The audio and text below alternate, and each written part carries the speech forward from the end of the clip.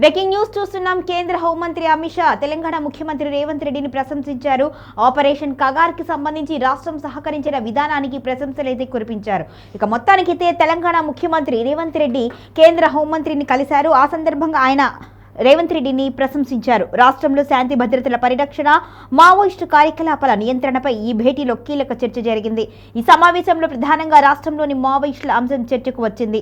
మావోయిస్టుల లొంగుబాటు, వారికి పునరావాసం కల్పించే అంశాలపై ఇరువురు నేతలు సుదీర్ఘంగా చర్చించారు.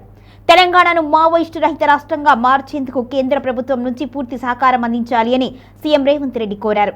ఈ నెల 31వ తేదీన కేంద్ర ప్రభుత్వం నిర్వహించనున్న మావోయిస్టు రహిత భారత్ కాన్ఫరెన్స్ గురించి కూడా ఈ భేటీలో ప్రాథమిక చర్చలు జరిగాయి.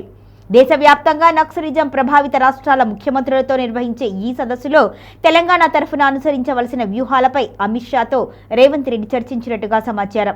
ఇక ముఖ్యమంత్రి రేవంత్ రెడ్డి వెంట ఈ భేటీలో రాష్ట్ర పోలీసులు ఉన్నతాధికారులు కూడా పాల్గొన్నారు. రాష్ట్ర డీజీపీ శివధర్ రెడ్డి, ఐజీ సుమతి ఈ సమావేశానికి హాజరై రాష్ట్రంలోని భద్రతా పరిస్థితులపై కేంద్ర హోంమంత్రికి వివరించారు. కేంద్ర రాష్ట్ర ప్రభుత్వాల మధ్య సమన్వయంతో తెలంగాణలో మావోయిస్టు ముప్పును పూర్తిగా అరికట్టడమే లక్ష్యంగా ఈ సమావేశం జరిగింది అని వెల్లడించారు. ఇక భద్రతాపరమైన అంశాలతో పాటు రాష్ట్రానికి రావాల్సిన నిధులు, పెండింగ్ అంశాలపై కూడా రేవంత్ రెడ్డి ఈ పర్యటనలో దృష్టికి తీసుకువచ్చినట్టుగా తెలుస్తోంది.